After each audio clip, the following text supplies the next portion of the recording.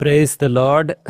మిత్రులారా, అందరికీ మన ప్రభు అయిన యేసుక్రీస్తు వారి నామంలో నిండైన వందనాలు తెలియజేస్తున్నాను. దేవుని యొక్క మహా గొప్ప కృప, ఆయన దయ, మరొక నూతన దినాన్ని ప్రభువు మనకు అనుగ్రహించాడు. ఆయన సన్నిధిలోనికి రావడానికి, ఆయన స్వరాన్ని విని మన జీవితాలను బలపరుచుకోవడానికి, సరిచేసుకోవడానికి దేవుడు మనకిచ్చినటువంటి ఈ గొప్ప తరుణమును బట్టి దేవునికి నిండైనటువంటి వందనాలు తెలియజేస్తున్నాను. మిత్రులారా, మరి మనం పేతురు గారు రాసినటువంటి మొదటి పత్రికను ధ్యానం చేస్తూ ఉన్నాము. నిన్నటి దినాన ఈ 2వ అధ్యాయంలో 10వ వచనం వరకు మనం ధ్యానం చేసుకోవడం జరిగింది. ఈరోజు 11వ వచనం నుంచి 15వ వచనం వరకు చదువుకొని ధ్యానం చేసుకుందాం. మరి నేను 11వ వచనం నుంచి చదువుతున్నాను. పేతురు గారు రాసినటువంటి ఈ మొదటి పత్రిక 2వ అధ్యాయము 11వ వచనం నుంచి నేను చదువుతున్నాను. ప్రియులారా, మీరు పరదేశులను యాత్రికులనై ఉన్నారు గనుక ఆత్మకు విరోధముగా పోరాడు శరీరాశలను విసర్జించి, అన్యజనులు మిమ్మను ఏ విషయంలో దుర్మార్గులను దూషింతురో ఆ విషయంలో వారు మీ సత్క్రియలను చూచి వాటిని బట్టి దర్శన దినమున దేవుని మహిమపరచునట్లు వారి మధ్యను మంచి ప్రవర్తన గలవారై ఉండవలనని మిమ్మను బతిమాలుకొనుచున్నాను. మనుష్యులు నియమించు ప్రతి కట్టడకును ప్రభువు నిమిత్తమై లోబడి యుండుడి. రాజు అందరికిని అధిపతియు, నాయకులు దుర్మార్గులకు ప్రతిదండన చేయుటకును సన్మార్గులకు మెప్పు కలుగుటకును రాజు వలన పంపబడిన వారనియు వారికి లోబడి యుండుడి. ఏలయనగా మీరిట్లు యుక్త ప్రవర్తన గలవారై అజ్ఞానముగా మాట్లాడు మూర్ఖుల నోరు మూయుట దేవుని చిత్తము. ఇవి 11 నుంచి 15 వచనాలు. మిత్రులారా, మనము వీటిని ధ్యానం చేసుకుందాము. మొట్టమొదటిగా చారిత్రక నేపథ్యాన్ని కానీ మనం పరిశీలించినట్లయితే, అప్పట్లో ఉన్నటువంటి రోమా ప్రభుత్వం కానివ్వండి, రోమన్ లేదా గ్రీకు ఆనాటి సమాజము, యూదా సమాజం కూడా క్రైస్తవులను దుర్మార్గులుగా దూషించేవాళ్ళు అనమాట. అంటే క్రైస్తవులు అంటే దుర్మార్గులు. ఎందుకంటే వీళ్ళు విగ్రహాలను పూజించరు, చక్రవర్తికి ధూపం వేయరు, అంటే చక్రవర్తిని ఇక దేవుడిగా అంగీకరించరు. దానివలన క్రైస్తవులని రాజద్రోహులు అని చూసేవాళ్ళు. సమాజానికే వీళ్ళు వ్యతిరేకులు. ఎందుకంటే సమాజంలో ఆ దినాలలో ఉండేటటువంటి చాలా కార్యాల్లో, వాళ్ళ యొక్క ఆర్జీస్లో కానివ్వండి, వాళ్ళ యొక్క విందులు, పార్టీలు, అపవిత్రమైనటువంటి కార్యక్రమాల్లో క్రైస్తవులు పాల్గొనేవారు కారు. దానివలన క్రైస్తవులను దూషించేవారు. నేను ఇదివరకు కూడా మీకు చెప్పాను కదా, క్రైస్తవులను వాస్తవంగా అసలు సమాజానికే, మానవ సమాజానికే వీళ్ళు ఒక ప్రమాదము అన్నట్టుగా చూసేవాళ్ళు అనమాట. దానివలన క్రైస్తవులు చాలా హింసలకు గురి చేయబడ్డారు. చాలా హక్కులు వాళ్ళకు లేవు, వాళ్ళ ప్రాపర్టీస్ను కూడా దోచుకోవడం జరిగింది. అటువంటి పరిస్థితుల్లో ఎవరైనా సరే తీవ్రమైనటువంటి ఒత్తిడికి గురవుతారు, మానసిక వేదనకు గురవుతారు. కొంతమంది విశ్వాసంలో నుండి తప్పిపోయే ప్రమాదం ఉంది. కొంతమందికి పగా ప్రతీకారం తీర్చుకోవాలి అన్నటువంటి ఒక నైజము వాళ్ళ హృదయంలో కలగొచ్చు. అటువంటి పరిస్థితుల్లో ఉన్నటువంటి వాళ్ళకి పేతురు గారు ధైర్యపరుస్తూ, వాళ్ళని ఆదరిస్తూ, ఓదారుస్తూ రాస్తున్నారు. ఇటువంటి పరిస్థితిలో మీరు ఉన్నప్పటికీ మీరు మంచి ప్రవర్తన మాత్రం కలిగి ఉండండి. మీ మంచి ప్రవర్తన మాత్రము స్పష్టంగా వాళ్ళకు కనిపించాలి. అధికారులను, గవర్నమెంట్ను, ప్రభుత్వాన్ని అన్ని రకాలుగా వారికి లోబడి ఉండండి. విశ్వాస విషయంలో మాత్రం కాంప్రమైజ్ అవ్వద్దు. విశ్వాస విషయంలో ఏ రకంగానూ కాంప్రమైజ్ అవ్వాల్సిన అవసరమే లేదు. క్రైస్తవ విశ్వాసానికి ఎవరూ ఏమీ కలపలేరు, తీసివేయలేరు. కాబట్టి విశ్వాసమునకు ఏమాత్రము మనము కాంప్రమైజ్ కాకుండానే మన విశ్వాసాన్ని మనము సమాజాన్ని గౌరవించవచ్చు, సత్ప్రవర్తన కలిగి ఉండొచ్చు, రాజులను, అధికారులను, ప్రభుత్వాలను గౌరవించవచ్చు అని పేతురు గారు తెలియజేస్తున్నారు. మనం చదివినటువంటి ఈ 5 వచనాలు మిత్రులారా 5 పాఠాలు ఉన్నాయి. మొట్టమొదటిది ఏంటంటే మనము ఎవరిమి అన్నటువంటిది మనం మర్చిపోకూడదు. అంటే మన ఐడెంటిటీ, మనము పరలోక రాజ్య పౌరులము, మనము యాత్రికులము, పరదేశులము, ఈ లోకములో యాత్రికులము. ఈ లోకములో మనం కేవలం పరదేశులం అన్నామంటే అర్థం ఏంటి? ఇది మన రాజ్యం కాదు, మనము వేరే రాజ్యానికి సంబంధించినటువంటి వారిమి, అది పరలోకము. ఇది కేవలం ఒక యాత్ర, అందుకని మనం యాత్రికులము, పరదేశులము. కాబట్టి మనం ఎవరో మరచిపోవద్దు. మన పౌరసత్వం వేరే చోట ఉంది, పరలోక పౌరసత్వం కలిగినటువంటి వారిమి. ఇదే విషయం ఒకసారి పౌలు గారు కూడా తెలియజేయడం జరిగింది ఫిలిప్పీలకు రాసినటువంటి పత్రికలో. కాబట్టి మనం ఎవరో మనం మరచిపోకూడదు, మొదటిది. 2, మాటల కంటే చేతలే శక్తివంతమైనటువంటివి. కాబట్టి సత్ప్రవర్తన కలిగి ఉండాలి. మన క్రియలే మన గురించి మాట్లాడతాయి. అందుకనే డిఎల్ మూడీ గారు ఒక మాట అంటారు, ప్రతి 100 మంది వ్యక్తుల్లో ఒక్కరు మాత్రమే బైబిల్ చదువుతారు, మిగిలినటువంటి 99 మంది క్రైస్తవుల జీవితాలనే చదువుతారు. సమాజాన్ని చూస్తే ఎంతమంది బైబిల్ చదువుతారు? చాలా తక్కువ మంది బైబిల్ చదువుతారు. మన సమాజంలో ఉన్నటువంటి వాళ్ళని చూస్తే చాలా తక్కువ మంది బైబిల్ని చదువుతారు, కానీ మన జీవితాలను మాత్రం ప్రతి ఒక్కరూ చదువుతారు. కాబట్టి సత్ప్రవర్తన కలిగి ఉండుట అన్నటువంటిది చాలా ప్రాముఖ్యమైనటువంటిది. అది 2వ పాఠం. మాటల కంటే చేతలే శక్తివంతమైనటువంటివి. 3వది వచ్చేసి ప్రభుత్వాలకు మనం లోబడి ఉండాలి, ప్రభుత్వాలను గౌరవించాలి. ప్రభుత్వాలకు లోబడి ఉండాలి అంటే దాని అర్థము మనం ప్రభుత్వాలను వ్యతిరేకించాలి అని కాదు. ఉదాహరణకి ఈ మధ్యకాలంలో చాలామంది ఎస్సీ సర్టిఫికేట్ ఉంటే వాళ్ళు నరకానికి పోతారని, గ్యారంటీగా బీసీసీ తీసుకోవాలని ఇట్లా వాదిస్తూ ఉంటారు. నేను ఒక విషయం చెప్తాను మిత్రులారా, అది వ్యక్తిగత స్వేచ్ఛకు వదిలేయాల్సిన విషయం. అఫ్కోర్స్ ప్రభుత్వం అయితే రాజ్యాంగం పరంగా చాలామంది చెప్తున్నారు, కానీ అదొక రాజకీయ రంగు పురుముకున్నటువంటి విషయం. నేనైతే ఈ విధంగా చూస్తాను, మీరు నాతోటి విభేదించవచ్చు. ఇది ఒక రాజకీయ రంగు పురుముకున్నటువంటి విషయం. కాబట్టి దానిని క్రైస్తవ విశ్వాసానికి జోడించకూడదు. క్రైస్తవ విశ్వాసానికి జోడించి విశ్వాసాన్ని మార్చకూడదు. అది ఉంటేనే మీకు పరలోక రాజ్యము, అది లేకపోతే పరలోక రాజ్యం రాదు, మార్చుకోనటువంటి వాళ్ళందరూ నరకానికి పోతారు అని చెప్పడం మాత్రము సరైనటువంటి విషయం కాదు. అది వ్యక్తిగత స్వేచ్ఛకు మనం వదిలేయాల్సిన విషయం. ఇప్పుడు చాలామంది పోరాటాలు చేస్తున్నారు.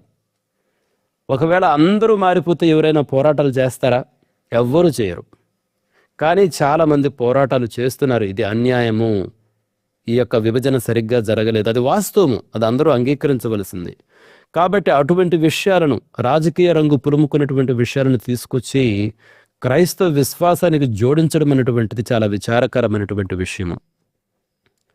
నువ్వు యేసుక్రీస్తు ప్రభుని నీ యొక్క హృదయంలో విశ్వసించాలి, నీ నోటితో ఒప్పుకోవాలి, ఆయనను బట్టి జీవించాలి. ఆయన ఒప్పుకోవడానికి మాత్రం ఏ క్షణంలో కూడా మనం వెనుకాడకూడదు. ఉద్యోగాల విషయం కానీ, మరి ఏ విషయం కానీ, నేను క్రైస్తవుడిని, యేసుక్రీస్తు ప్రభువారే నా రక్షకుడు అని చెప్పడంలో మాత్రం ఏమాత్రం మనం ఎప్పుడు కూడా ఏ పరిస్థితిలో కూడా వెనుకకు పోకూడదు.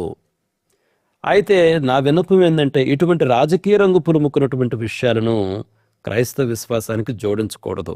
కాబట్టి మన విశ్వాసం దెబ్బతినంత కాలము ఏ రకంగా కాంప్రమైజ్ కాకుండా ప్రభుత్వాలకు, చట్టాలకు మనము లోబడి ఉండాలి, అధికారులను గౌరవించాలన్నమాట. అది 3వ విషయం మిత్రులారా. 4వ విషయం ఏంటంటే నిందలను జయించే ఆయుధం నిందారహిత జీవితము. ఈ లోకం మనపై అంటే ఆనాటి సమాజంలో చాలా నిందలు మోపుతూ వచ్చారు. క్రైస్తవులంటే మానవ మనవడికే ఒక విఘాతం అన్నట్టుగా చూస్తూ వచ్చారు. కానీ అది వాస్తవం కాదు. మీ యొక్క సత్ప్రవర్తన చూసినప్పుడు అరే వీరు మనుషులను ఇంతగా ప్రేమిస్తున్నారు, మానవ సమాజానికి క్రైస్తవులు కావాలి. నిజంగా ఒకసారి ఆలోచన చేయండి, క్రైస్తవులు మానవ సమాజానికి ఎంత మేలు చేశారో. ఎన్ని స్కూల్స్, లేకపోతే ఎన్ని హాస్పిటల్స్, ఎన్ని ఆర్ఫనేజెస్, లేకపోతే సమాజంలో వచ్చిన మార్పును చూడండి. స్త్రీలకు ఎంత గౌరవం వచ్చింది. బానిసత్వ నిర్మూలన భారతదేశంలో వాళ్ళు చేసినట్టు, భారతదేశమే కాదు ప్రపంచంలో ఏ దేశంలో చూసినా ఎవరైనా ఒప్పుకుంటారు. ఈరోజు భారతదేశంలో ఉన్నటువంటి గొప్ప గొప్ప రాజకీయవేత్తల్లో చాలామంది కూడా క్రైస్తవ క్రిస్టియన్ మిషనరీ స్కూల్స్లో చదువుకొని వచ్చినటువంటి వారే. కాబట్టి మన నిందారహిత జీవితమే మనపై నిందలను మోపేటటువంటి వారికి ఒక చక్కటి సమాధానము. అది 4వ విషయము. 5వ విషయము, సువార్త వ్యాప్తికి సత్ప్రవర్తనే ఒక మంచి మార్గము. మనం కానీ మన సత్ప్రవర్తనను చూసి చాలామంది మారుతారు. అదే ఇందాక మనం చదువుకుంది ఆ డిఎల్ మూడీ గారు చెప్పినటువంటి ఆ మాట. ప్రజలు బైబిల్ కొని చదవరు, చాలా తక్కువ మంది ఉంటారు. బైబిల్ కొని చదివే వాళ్ళు నిజంగా సమాజంలో ఎంతమంది ఉన్నారు ఒకసారి లెక్కేయండి. కానీ ప్రజలు మాత్రము, అంటే ప్రజలంటే ప్రత్యేకంగా అన్యులైతే మన జీవితాలను చదువుతారు, మన ప్రవర్తన చూస్తుంటారు, మన మాటలు చూస్తుంటారు. కాబట్టి 5 పాఠాల మిత్రులారా, మొట్టమొదటి వచ్చేసి మన ఆధ్యాత్మిక గుర్తింపును మనం మరవకూడదు. 2వది వచ్చేసి మాటల కంటే చేతలే శక్తివంతమైనటువంటివి. 3వది వచ్చేసి ప్రభుత్వాలను, నాయకులను, చట్టాలను మనం గౌరవించాలి. 4వది వచ్చేసి నిందారహితమైనటువంటి జీవితమే నిజమైనటువంటి ఆయుధము. 5వది వచ్చేసి సువార్త వ్యాప్తికి సత్ప్రవర్తనే ఒక మంచి మార్గము. మిత్రులారా, నేను ఇప్పుడు ఏం చేస్తానంటే, మనం చదివినటువంటి విషయాల్లో ఈ వాక్యాలలో కొన్ని ప్రాముఖ్యమైనటువంటి పదాలు ఉన్నాయి. ఆ పదాలను ఒకసారి హైలైట్ చేస్తే మంచిది. చూడండి, ఈ 11వ వచనం చూడండి. 11వ వచనం ఏమనుందంటే, మనం యాత్రికులము, మనం పరదేశులము అన్నటువంటి ఆ మాటను గమనించాలి. మన పౌరసత్వం పరలోకమందున్నది. అది 11వ వచనంలో ఒక మంచి మాట. అయితే 11వ వచనంలో ఇంకొక మాట కూడా ఉంది. మనం పరదేశులం కాబట్టి ఆత్మకు విరోధముగా పోరాడు శరీరాశలను విసర్జించాలి. ప్రతి విధమైన పాపపు నైజాన్ని. ఒక్కోసారి మనం పాపం చేయం. మనలో కొంతమంది వ్యభిచారం చేయరు, దొంగతనం చేయరు, అబద్ధం ఆడరు. అంత మాత్రంతోనే అది పరిశుద్ధమైన జీవితం అనుకోకూడదు. పాపపు నైజం మాత్రం మనలో ఉంటుంది. మన యాటిట్యూడ్, ఒక తిరుగుబాటు స్వభావం ఉంటుంది. కాబట్టి కేవలము శరీరాశులు అంటే మనం కేవలం నేను వ్యభిచారం చేయలేదు కదా, నేను విగ్రహారాధన చేయలేదు కదా, నేను లేకపోతే ఎవరిని దూషించలేదు కదా, ఇవి చెప్పి సరిపెట్టుకుంటే సరిపోదు. మన నైజం ఎలా ఉంది, మన యాటిట్యూడ్ ఎలా ఉంది, మన యుగో ఎలా ఉంది, అక్కడ పాపపు నైజం అనేది ఉండకూడదు మిత్రులారా. కాబట్టి ఈ 11వ వచనంలో మనం పరదేశులము, మనం యాత్రికులము అన్నటువంటి పదాలు, తర్వాత ఆత్మకు విరోధముగా పోరాడు శరీరాశను విసర్జించాలి, ఈ పదాలు ప్రాముఖ్యమైనటువంటివి. ఆ విధంగా 12వ వచనం చూస్తే సత్ప్రవర్తన మిత్రులారా, వారి మధ్యన మంచి ప్రవర్తన గల వారై ఉండవలని మిమ్మల్ని బతిమాలుకొనుచున్నాను. ఎందుకంటే దర్శన దినాన మీ మంచి ప్రవర్తన గురించి వాళ్ళు విన్నప్పుడు, చూసినప్పుడు వాళ్ళు దేవుణ్ణి గణపరుస్తారు. కాబట్టి ఏ విషయంలో మిమ్మల్ని దుర్మార్గులు అంటున్నారో, ఏ విషయంలో దూషిస్తున్నారో, ఆ విషయంలో మాత్రం మనము చక్కటి మంచి ప్రవర్తన కలిగి ఉండాలి. సత్ప్రవర్తన అన్నటువంటిది, మంచి ప్రవర్తన అన్నటువంటిది ఒక ముఖ్యమైన పదము. ఆ తర్వాత 13, 14 వచనాలు చూస్తే ఏమనుంది? మనుషులు నియమించు ప్రతి కట్టడకును ప్రభువు నిమిత్తమై లోబడి ఉండి, ప్రభువు నిమిత్తమై యేసుక్రీస్తు ప్రభు వారిని బట్టి మనం లోబడాలి. ఎందుకంటే మన ప్రవర్తన బట్టే ఎదుటివారు యేసుక్రీస్తు ప్రభు వారిని గౌరవించడము, అంగీకరించడము, ఆరాధించడము లేదా తిరస్కరించడం అనేది జరుగుతుంది. కాబట్టి యేసుక్రీస్తు ప్రభు వారిని బట్టి మనము అధికారులను, ప్రభుత్వాలను గౌరవించాలి, వారికి విధేయత చూపించాలి. ఆ తర్వాత 15వ వచనం చూస్తే, మీరిట్లు యుక్త ప్రవర్తన గలవారై అజ్ఞానముగా మాట్లాడు మూర్ఖులు నోరు మూయట దేవుని చిత్తము. చూడండి, యుక్త ప్రవర్తనతోటి, మాటలతో కాదు, క్రియలతోటి మనము ఎదుటివారి యొక్క నోటిని ముయ్యాలి మిత్రులారా. ఇక్కడ ముయ్యడం అంటే నోటికి ఒక ప్లాస్టర్ వేసినట్టే, నిశ్శబ్దం చేయడం. వాళ్ళ మన క్రియలను చూసినప్పుడు వాళ్ళు మాట్లాడలేరు, ఇటువంటి క్రియలు. కాబట్టి ఈ వచనాలలో ఉన్నటువంటి ఈ ముఖ్యమైన పదాలను గమనించండి మిత్రులారా. ఇప్పుడు మనం ఏం చేద్దామంటే, మనం చదివినటువంటి వాక్యాలను సపోర్ట్ చేసే విధంగా ఉన్నటువంటి కొన్ని బిబ్లికల్ ఇల్లస్ట్రేషన్స్ను మనం చూద్దాము. దానియేలు గ్రంథానికి రండి ఒకసారి. దానియేలు గ్రంథం 6వ అధ్యాయంలో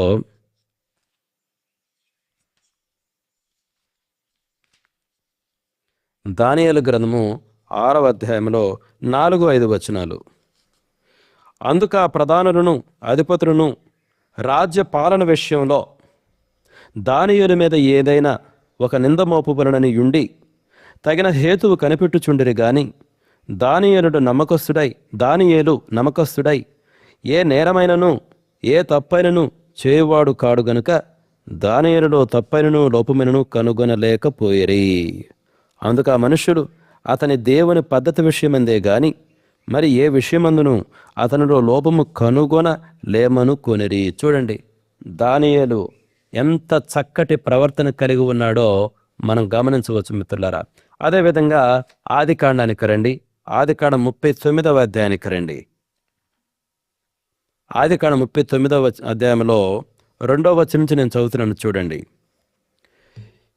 యెహోవా యోసేపునకు తోడయుండెను గనుక అతడు వర్ధిల్లుచు తన యజమానుడకు ఆ ఐగుప్తుని ఇంట ఉండెను. యెహోవా అతనికి తోడయుండెనని అతడు చేసినదంతయు అతని చేతిలో యెహోవా సఫలము చేసిననియు అతని యజమానుడు చూసినప్పుడు యోసేపు మీద అతనికి కటాక్షము కలిగిన గనుక అతని యుద్ధ పరిచర్య చేయువాడాయను.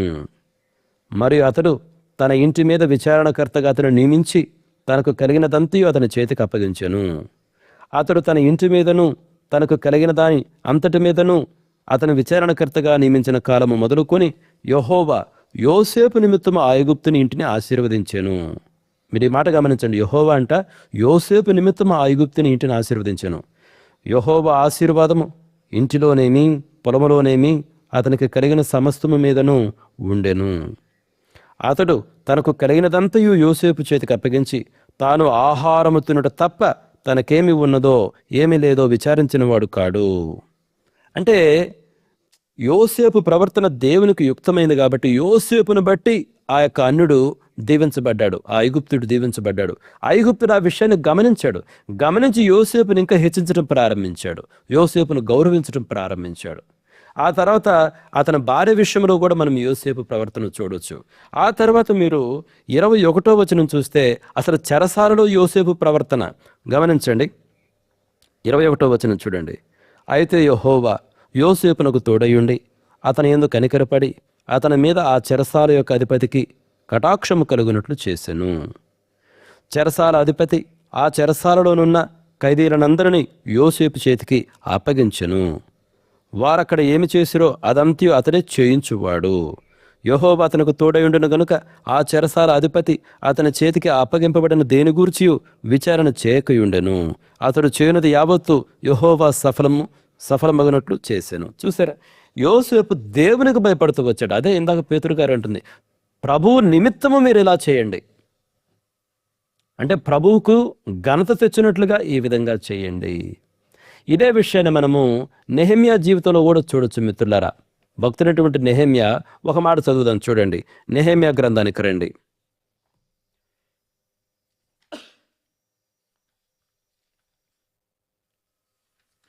ఎస్తేరు గ్రంథానికి ముందులో కదా నెహెమ్యాలో యాక్చువల్గా మీరు తర్వాత 2వ అధ్యాయము 1-6 వచనాలు మీరు అక్కడ చదివితే అంటే రాజు నెహెమ్యా ముఖమును చూసి అడుగుతాడనమాట, నువ్వెందుకు, నీ ఆరోగ్యం బాగానే ఉందా, ఎందుకో దుఃఖంగా ఉన్నావు అని అడిగినప్పుడు నెహెమ్యా చెప్తాడు, అయా ఇది నా పరిస్థితి, నా తండ్రుల సమాధులు ఉన్నటువంటి ఆ పట్టణము పాడైపోయింది, శిథిలావస్థలో ఉందని చెప్పినప్పుడు రాజు పాజిటివ్గా ప్రతిస్పందిస్తాడు. అంటే రాజుకు నెహెమ్యా మీద కనికరం కలిగిందంటే నెహెమ్యా ఎంత చక్కగా సేవ చేస్తూ వచ్చాడో మీరు గమనించాలి. నెహెమ్యా గ్రంథము 1వ అధ్యాయము 2వ అధ్యాయంలో మొదటి 6 వచనాలు మీరు చదవండి మిత్రులారా. నేనేం చేస్తానంటే 7వ వచనం చూడండి.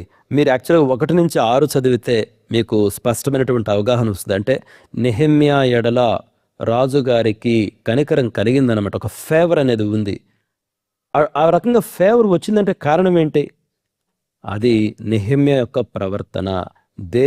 నెహెమ్యా దేవుని బట్టి ఒక చక్కటి ప్రవర్తన కలిగి ఉన్నాడు.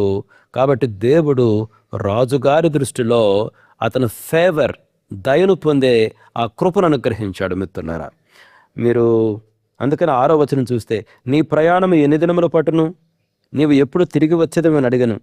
నేను ఇంతకాలం అని చెప్పినప్పుడు రాజు నన్ను పంపుటకు చిత్తము గలవాడాయను. ఇంకా ఆ తర్వాత నెహెమ్యా కొన్ని ఆర్డర్స్ అడుగుతాడనమాట.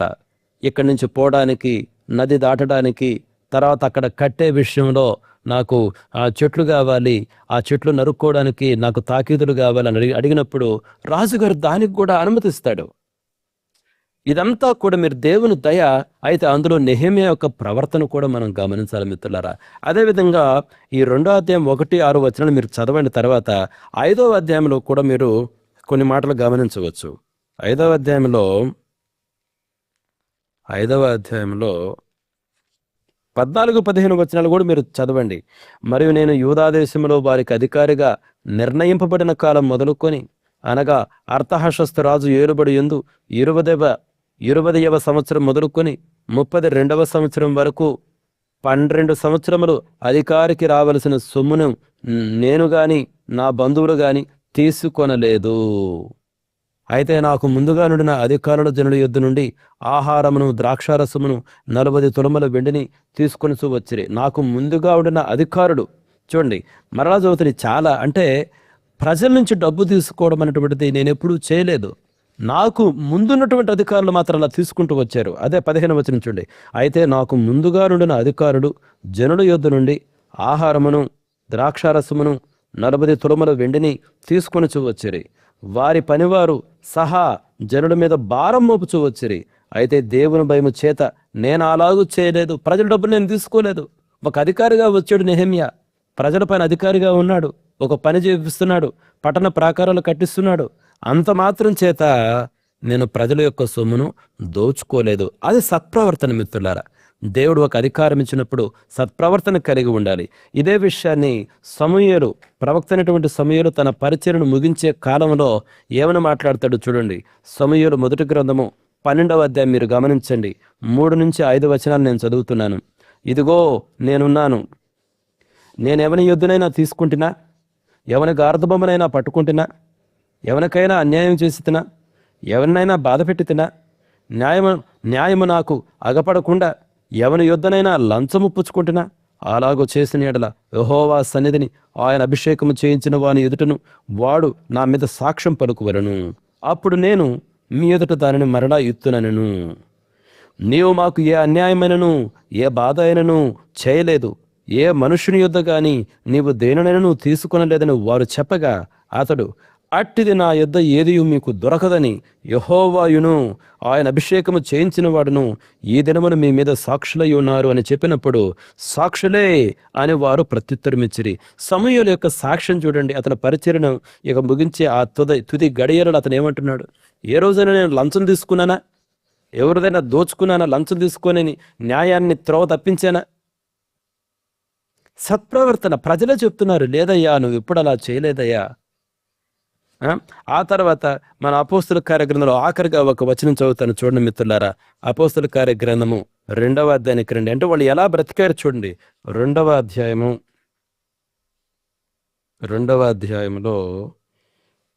46-47 వచనాలు. మరియు వారేక మనస్కులై ప్రతి దినము దేవాలయంలో తప్పగా కూడుకొనుచు ఇంటింట రొట్టె విరుచుచు దేవుని స్తుతించుచు ప్రజలందరి వలన దయ పొందిన వారై సి అంటే ఈవెన్ కొంతమంది చరిత్రకారులు వాళ్ళు రాసినటువంటి దాంట్లో రీసెంట్గా నేను చర్చ హిస్టరీ చదివేటప్పుడు కూడా అసలు క్రైస్తవుల సత్ప్రవర్తన బట్టి ఆశ్చర్యపోయేవారు. ప్లినీ అన్నటువంటి ఒక ఆయన కూడా రాస్తారు అసలు క్రైస్తవుల యొక్క సత్ప్రవర్తన గురించి. అసలు అంటే క్రైస్తవులంట ఉదయాన్నే లేచినప్పుడు ప్రతిరోజు ఒట్టు పెట్టుకునేవాళ్ళంట. ఒక చరిత్రకారుడు రాస్తాడు, ఆనాటి ఆదిమ సంఘంలో అంట వాళ్ళు ఉదయాన్నే లేస్తేనంట సహవాసం ఉంటుంది. ఇది ఇప్పుడు మనం ఎలా కూడుతున్నామో అలానే ఆనాటి దినాల్లో ఇంకా తెల్లవారకు ముందే వాళ్ళు కలిసి సహవాసం కలిగి ఉండేవాడు, చిన్న చిన్న గుంపులుగా. వాళ్ళు ఒక ఒట్టు పెట్టుకునేవాళ్ళు అంటే ఏంటి ఆ ఒట్టు అంటే మేము దొంగతనము చేయము, మేము అబద్ధమాడము.